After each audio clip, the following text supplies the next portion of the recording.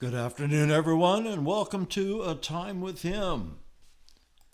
This is Pastor Randy with Eagles Wings Fellowship, wishing you a wonderful day. Today, I'd like to start in the book of Ecclesiastes, chapter 3, and we'll begin in verse 1. I'm reading out of the New King James Version. So follow along with me in whatever translation you may be used to and using. And it reads this way: To everything there is a season, a time for every purpose under heaven, a time to be born and a time to die, a time to plant and a time to pluck what is planted, a time to kill and a time to heal, a time to break down and a time to build up, a time to weep and a time to laugh, a time to mourn and a time to dance, a time to cast away stones and a time to gather stones, a time to embrace and a time to refrain from embracing, a time to gain and a time to lose,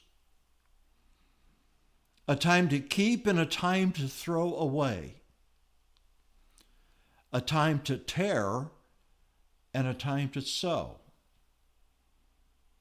a time to keep silence and a time to speak, a time to love and a time to hate, a time of war and a time of peace.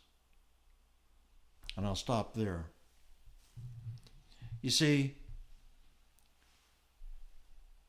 the writer of Ecclesiastes, Solomon, is saying, these are the things that I've learned over my extensive lifetime in my times of amazing gain and my time of lack. I have amassed much. God has blessed me with much, and then I squandered it. But learn these lessons from me. You see, there's a time to be born and there's a time to die. A time to die is not at the point of a few weeks after conception. Because God has a plan, He has a purpose, He has a destiny for that which is to be born. So let that which is supposed to be born be born. Take responsibility for nurturing and let what is to be born reach the destiny God has in place.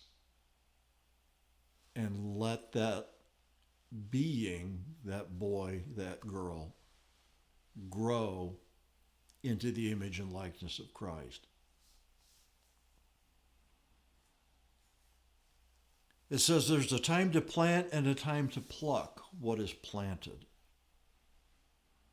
Now, we don't have a backyard gardener suddenly decide that he's going to go out and plant 10,000 acres and he's going to know exactly what to do. He's going to go out and he's going to buy hundreds of millions of dollars worth of equipment, and he's going to be able to take care of 100,000 acres of land when all he's ever done before is have a small backyard garden. That is not the season to go from a few tomato plants to 10,000 acres of corn and soybeans and wheat and whatever else is commercially grown. It just doesn't work that way. So you have to follow the season. You have to follow the season of your own growth, your own knowledge, your own capabilities, listening to the voice of God to say, okay, now you've learned, and I'm going to let you grow 50 acres. And then once you've gained experience on how to do that, then maybe he'll add another 100 acres. And then maybe more than that.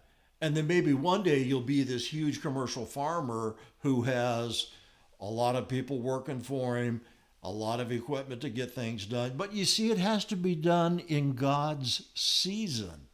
Because if you jump ahead of God's season, you're going to fail. And conversely, if God is telling you it's time to start, get on the stick, let's go, and you just sit back on your seat of do nothing, well, then you've missed his timing there too. Because God wants you to do it according to his time so you can be successful, and he can guarantee your success as long as you're listening to his word. It says there's a time to weep. We all know there's a time to weep. And there's a time to laugh. The book of Proverbs says, a merry heart doth good like a medicine. More people ought to laugh. There's a lot to laugh about. So laugh and make yourself feel better, because you feel better when you laugh. And it's a lot more fun to laugh than it is to cry. So listen and follow these times. And don't let the enemy try to deceive you into staying in depression or what I call the mullygrubs for an overextended period of time, when God is saying in your ear, okay, get over it, it's time to laugh. Let me heal you through laughter. I read a book once about healing and health coming by laughter, and it was amazing. So take advantage of these seasons that we have in our lives and let God show us how we can be successful in every season. Don't try to borrow ahead, and don't ignore when he's telling you to start.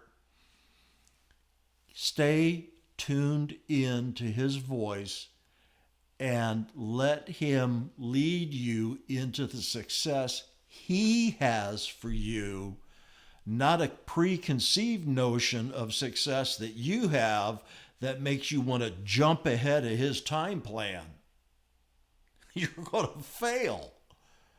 You may have a limited amount of success, but you won't have an overwhelming amount of success if you follow his plan. So you catch my drift? To everything there's a season and a time for every purpose under heaven. Get in sync with God and be successful with God as your guide.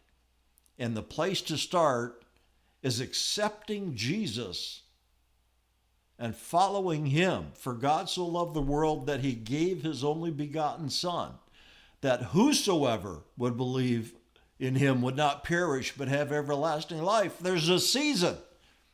For God did not send his Son into this world to condemn it, but through him the world might be saved. There's another season.